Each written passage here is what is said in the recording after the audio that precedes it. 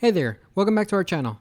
Today we're going to be talking about one of the most frequently asked questions: how to start investing with $1,000.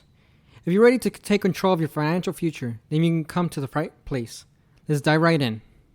Even when you feel low, you can still go. Even when you feel slow, you can still go. Even when there's no hope, you can still go. I never answer to no, man, I still go. Go, go, go, go, go, go, go, go, go, go, go. Before we begin, I want to emphasize that investing involves risk, and you should always do thorough research or seek professional advice before making any investment decisions. With that said, let's discuss some practical steps to start investing with $1,000. Step 1. Set clear financial goals. Ask yourself, what am I investing for? It could be a down payment on a house, funding your education, or saving for retirement. Knowing your goals will help you determine the appropriate investment strategy. Step 2. Educate yourself. Investing can be complex, but there are plenty of educational resources available online.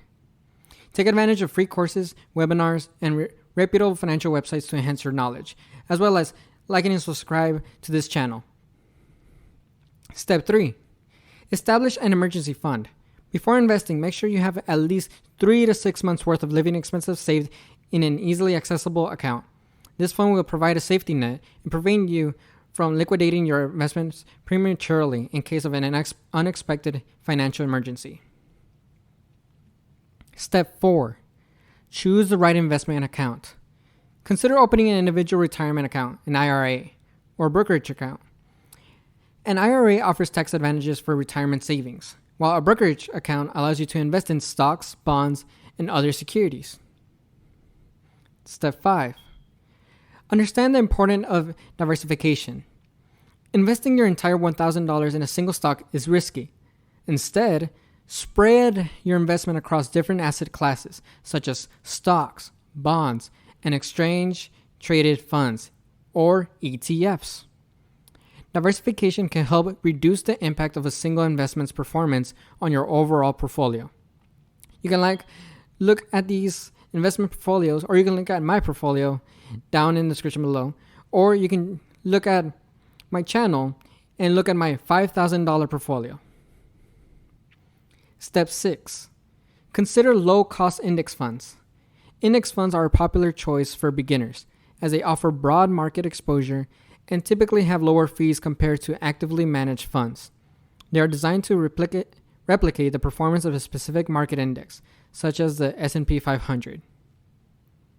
Step 7. Think long-term. Investing is a marathon, not a sprint. Keep a long-term perspective and resist the temptation to make impulsive decisions based on short-term market fluctuations.